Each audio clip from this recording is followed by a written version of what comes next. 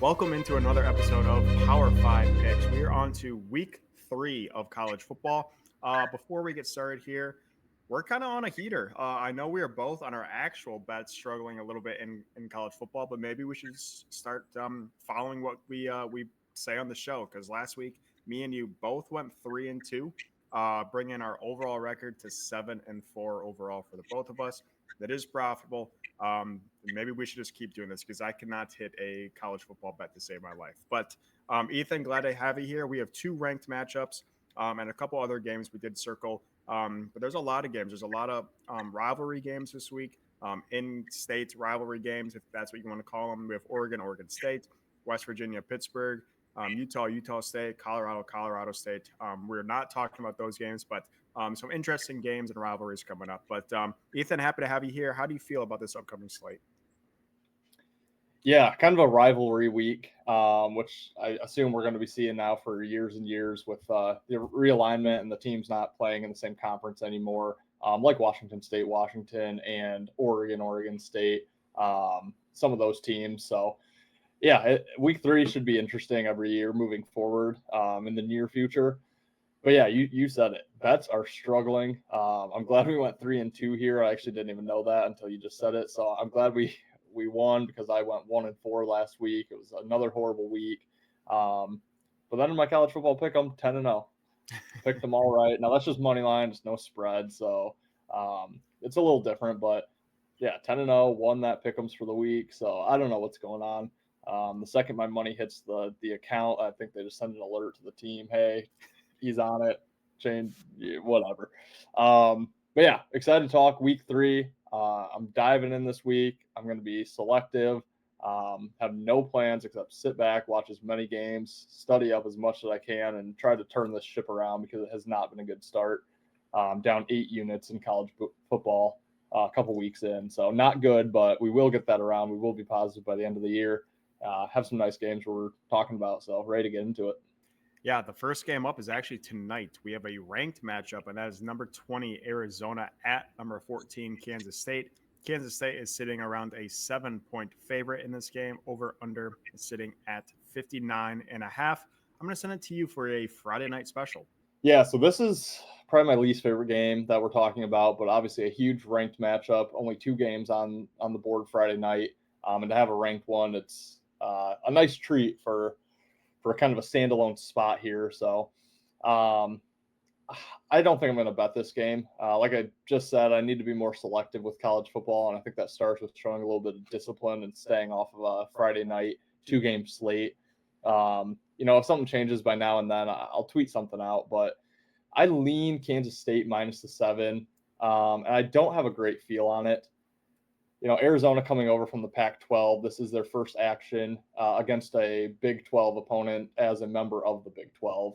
And I think that gives Kansas State a little bit bigger edge. They don't want the new kid in the class to come out and outdo them when Kansas State has been atop of this conference or, near the top of the conference for the past multiple years. So I think Kansas State is going to want to come out and say, show them why they might not even belong in the Big 12. Show them maybe they made a mistake leaving the Pac-12. And really, I'm not fully bought into Arizona. I mean, they had a nice year in the Pac-12 last year, but that conference was not great by any means. Obviously, you and I have talked plenty of times about no defense in that conference. They were a team who actually had decent defense, but they haven't played anyone this year, New Mexico and North Arizona. So I'm just not fully bought into Arizona here on the road at K-State. Tough place to play. K-State got a win at Tulane, only won by 7 points, but, I think Tulane's definitely better than the 2 teams Arizona has played.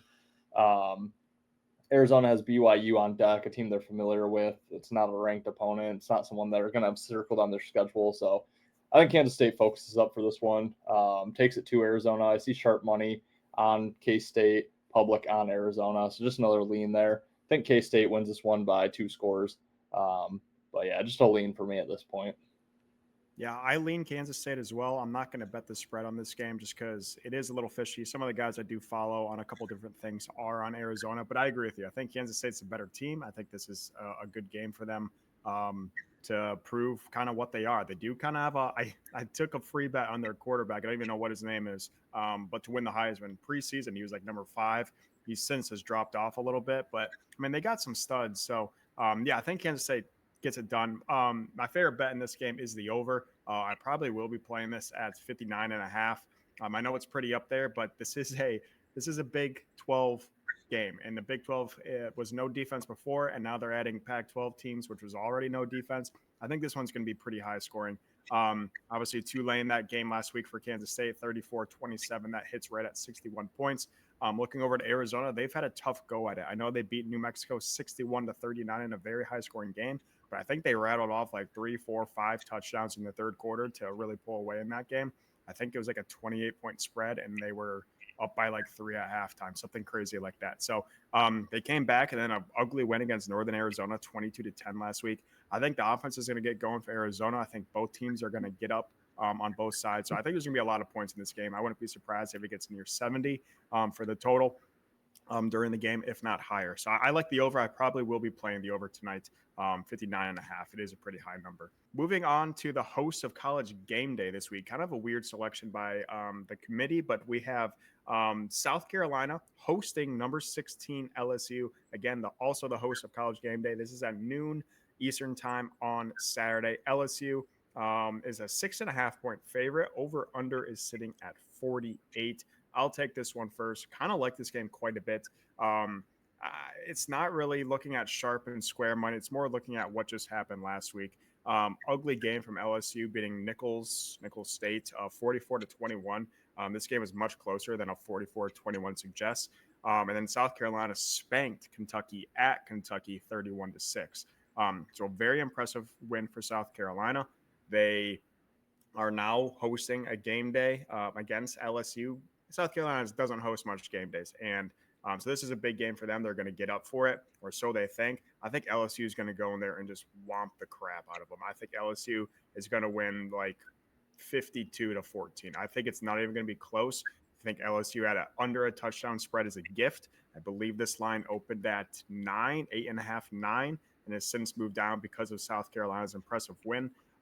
Again, Kentucky is not very good, but going into Kentucky and winning by 25 points, I guess can't go unnoticed. But I think LSU just absolutely rolls on this game. I know LSU is 1-1 with that opening loss to USC, where they probably should have won.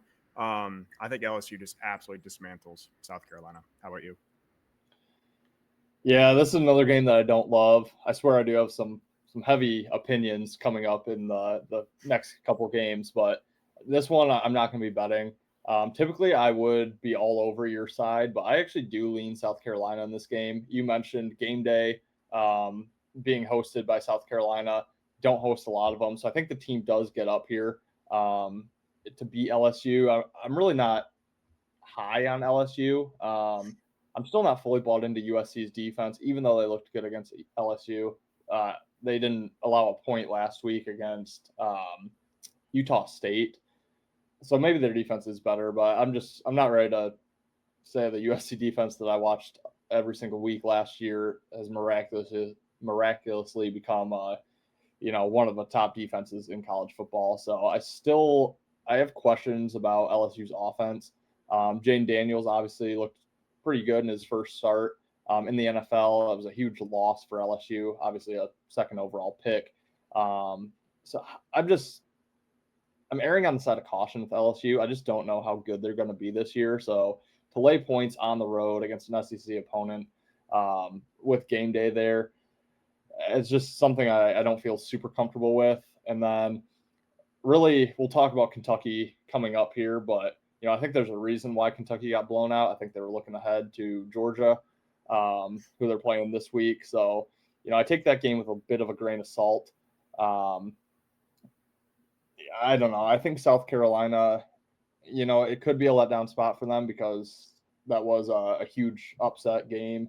But I don't know. I just don't know if I can weigh it with LSU because I'm not fully bought in with them. So I would lean just with the game day and the home. atmosphere. I would lean taking the points with South Carolina, but again, not a game I'm looking to play. Yeah, moving on to a weird time slot. I don't know why the SEC does this, but a 12:45 slate, and it is our second and our last ranked matchup. We have number 24 Boston College at number 6 Missouri. Missouri is a 16-point favorite, over under 54 points. I told you Missouri is going to be up there in the rankings, and a couple teams losing, including the team in the background of my image here, and a couple other teams winning barely, aka Oregon, has now push Missouri up to 6. They are not a top 5 team in the country. They're not a top 6. They're not a top 10. They're not a top 15 team. So be careful with Missouri. With that being said, I think they win this game pretty easily. I think Boston College is extremely overrated. Again, they beat Florida State 28-13. Impressive win. But we all know what Florida State is now. And then they beat Duquesne last week, 56-0. Duquesne is just such a better way of saying that, but 56-0 for Boston College. I bought both these teams suck. They're both extremely overrated. I like the under quite a bit. Missouri has not given up a point all season. Granted, they've played Murray State and Buffalo, but I think the under is pretty free here. I think Missouri wins this one, maybe like a 13-3 type of ugly game. But I actually really like the under. Should be extremely low scoring. Yeah, I mean, I somewhat agree with your Missouri side, but Boston College, they're not a top 25 team in the country. No way, no how. I hope they play well in this one because they have Michigan State on deck, and it'd be a great little letdown game against Sparty. But yeah, I think Missouri blows the doors off of Boston College. One of my favorite bets of the day. Public all over Boston College. Why not? We saw them on a standalone game Monday night, Labor Day weekend at Florida State. Looked really good, but Florida State just isn't that good this year. So, if they play that game week 8 instead of week 1, Boston College might be favored in that one, or, it's pick 'em, or it's not even close to the upset that it looked like it was. So I don't think they have any business being ranked. I do like fading the teams that come up into the rankings, like Colorado last year when they got ranked for a game or two. I mean, that was just an easy fade. They don't deserve it. I'm not fully bought into Missouri's offense per se. I think they're a good offense. I don't think they're great by any means, but yeah, that defense, I do buy into that. I think they have a really good defense. I think they're going to shut Boston College down. I think Missouri's going to pull away early, and I don't think Boston College is going to be able to catch up. I think if they try to catch up, they're going to just end up making bad decisions, turning the ball over, and it's just going to play into Missouri's favor. So I think Missouri here by, honestly, like 4 to 5 touchdowns. I mean, I don't think it's going to be close at all. I absolutely love Missouri in this one at home. Give me Missouri to roll big time. I know you do like this team, but they also just got into the rankings. I can't stand this team. They're my new fade team, and that is Nebraska. Nebraska just got into the rankings. I know you're pretty high on those Huskers, but I am pretty low on those Huskers, but possibly another team to fade. Moving on to the 3:30 time slot, we have a big rivalry game in state, the Apple Cup between Washington State and Washington. Washington is the host. They are a 5-point favorite. The over-under of this game is 56.5. I'll send it to you first. This is my least favorite. This one is I'm the most confused about this one, but what do you got? So stick with me here. Okay. So just imagine you're back in 5th grade. You got a good buddy. He's a 4th grader, but he's a really good buddy of yours. And you go home for the summer. All of a sudden you go to 6th grade. Your buddy moves up to 5th. You're in different buildings. Maybe you meet a new friend, a little more popular, get a nice looking girlfriend, and your buddy wants to keep hanging out with you. And you're like, dude, so last year I'm way above where you are. That's what I see in this game. If you could follow along with that logic whatsoever, Washington is that 6th grader who couldn't give a rat's ass about Washington State anymore, where Washington State is still, begging to play. And if you can catch where I'm going with that, that's what I see in this one.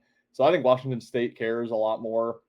Washington obviously played in the national title game and then moved over to the Big Ten Conference, leaving just the Oregon State, Washington State, and the Pac-12.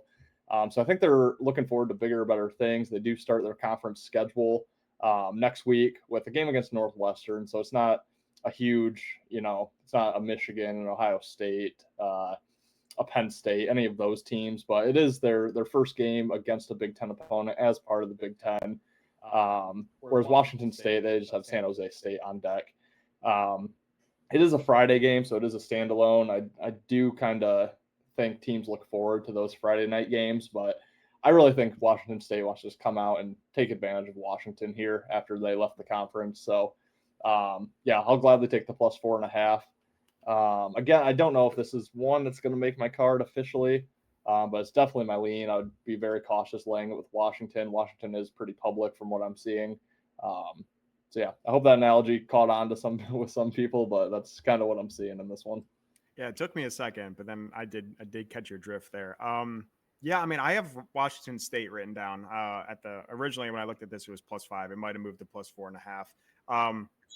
I've seen a lot of people on Washington. I've seen this line, I believe, opened at 8.5, got down to 4, got now back up to 4.5, 5. I think it's probably because of Washington State's solid win against Texas Tech. Well, Texas Tech last week, 37-16. Washington struggled a little bit, but they also haven't played anyone, winning in very Washington fashion, 30-9, 35-3 in their 2 opening games. I don't love it, but I like the analogy. I do think Washington State cares more. They've gotten beat up by Washington. They've lost 9 of the last 10 games against Washington. They've lost 12 out of the last 13 against Washington. So they really at what point, it's like the Michigan Ohio State. At what point can we call that a rivalry? When you lose 12 of the last 13 rivalry games. Granted, Michigan did win the last 3, but there's a good argument you can make in the late teens and early 20s. What was Michigan doing there? I don't know. So yeah, I'm gonna go Washington State plus 5.5 or plus 5. I'm glad that you had that. It gives me a little bit more confidence. Again, don't love this game. Don't know if I'm gonna bet it, but we had to talk about the Apple Cup. Don't really know the reasoning behind that name, but that will be hopefully a fun game to watch. And then last but not least, our nightcap. Probably not the greatest of games. I know it is a 24-point spread. But I do think it's an interesting game, and that's between number 1 Georgia traveling to Kentucky. Again, Georgia is a 24-point favorite. Over under of this game is 45.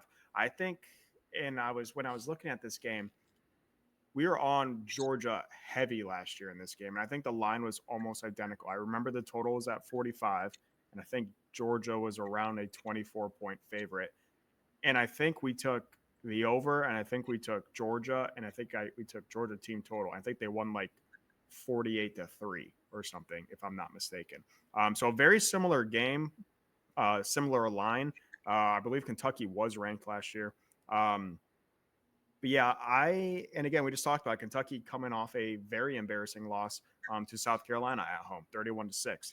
This line opened around 18, and then following Kentucky's loss, shot up to 24. I'll send it to you, but I kind of know what you're going to go with here. Yeah, I mean, you already kind of hit the nail on the head. Reason I really want to talk about this game, you and I hammered Georgia last year. It was my biggest play of the year. I know you were heavy on them as well. We love Georgia, one of our most confident plays, and they ran them out the building. I think they were only a 14-point favorite though at Georgia. So now obviously you're at Kentucky. Things have changed. A year's gone by, but Kentucky getting 3 scores at home, I think it's just because of the loss that they just had to South Carolina, and I'm not buying into it. Georgia is, as always, one of the most public teams on the weekend. Everyone loves loading up on Georgia to just blow teams out. Don't think it's going to happen here. I think Kentucky, like you said, they were ranked. I think they were undefeated when they played Georgia last year, and Georgia kind of ruined their season. Which I don't, they aren't necessarily shocked by that. It's not some upset or anything, but they do have, I think, a big kind of revenge spot here at home, catching so many points. I think they were looking ahead to Georgia last week, and they did get caught. I think they're going to be prepared. Even though they gave up 31 points last week, I still think they have a good defense, and I think that's going to show in this one. I think they'll be able to stop Georgia, or at least slow down Georgia. And then Georgia has Alabama on deck. I know there's a bye week, so it's 2 weeks out, but still they're going to take opportunities to game plan for Alabama. It's arguably the biggest rivalry as of late. Two of the top teams for a while battling back and forth for national championships. That was at Alabama. Alabama knocked them out of the playoff last year. I mean, it's just a huge game early in the season. So I really wish they played next week rather than having that bye week. I would absolutely hammer Kentucky. But yeah, it's just way too many points in my opinion. I think it's very skewed from what we've seen from Georgia and what we saw out of Kentucky last week. So way too many points. Love Kentucky. I don't love it quite as much as Mizzou, but it's up there with one of my favorite plays. Yeah, I'm on Kentucky as well. Plus 24. I lean the over as well. I know the over is a little public, but I think it's gonna be like a 31-17 type of game. Where Georgia always scores in the 30s. It's just what they do. But I think Kentucky can put up at least 2 touchdowns. So I'll take about the plus 24. I do think this game's gonna end right around 48-50. So possibly you'll take the over in that as well. Wow, I didn't realize Georgia had a bye in front. Does Bama have a bye? Yeah. Oh, they both have byes? Okay. I was going to say that's a massive advantage for Georgia if they have 2 weeks to prepare for Bama. But, yeah. Well, that's stupid then. But, yeah, that's the slip, guys. Hopefully we can continue this little streak we're on. Again, 7-4 is not great, but it is profitable. Over 50%, 60-something percent. So hopefully we're going to continue that moving on to week 3. Do you have anything to add before we close out here? We do have our NFL episode coming out shortly. And we have kind of split those up as well. We have a Thursday episode, we have a Sunday episode, and then we have a Monday episode. So we've split up our NFL a little bit to try to make it a little easier for you guys to navigate. Do you have anything else to add before we close out here? Yeah, just quickly, just check that last year. It was Georgia minus 14. They won 51-13. Wow. At home. Just fact check that. But really excited. Like I said, putting all my focus on Saturday into college football. I need to get this turned around. I know I will. Just a matter of time. So, going to try to be selective, but really looking forward to Saturday, Friday as well. Great football all weekend, and really looking forward to betting and watching it. Good luck, guys. We will see you next week. See you guys. You better start listening to the Bettor and Green podcast. You will not regret it. Trust me, trust me, trust me. And hey, I'm Dean Blandino. Welcome to Bettor and Green, to Bettor and Green, to Bettor and Green, listening to cash out. That's what it's all about. Come on, let's make cash now. We always on spot and we cover old spot from the bottom to the top. Hey. Shout out to Ethan, shout out to Wyatt, shout out to Ben. Welcome to our podcast, Bettor and Green.